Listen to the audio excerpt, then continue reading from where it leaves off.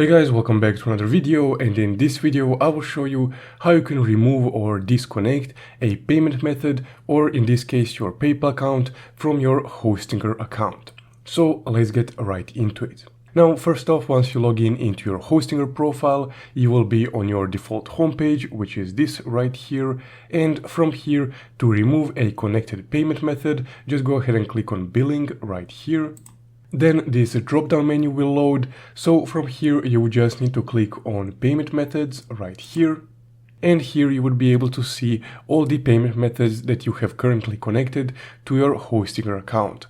So I have PayPal right here, so to remove my PayPal account from Hostinger I will just click on this arrow right here and then click on remove. Then you would just need to confirm it by clicking remove right here. And there we go. So now I have no payment methods connected to my Hostinger account. And guys, essentially that's how you can disconnect or remove a payment method, in this case PayPal, from your Hostinger account. If you found this video helpful, don't forget to leave a like and subscribe. Thank you for watching.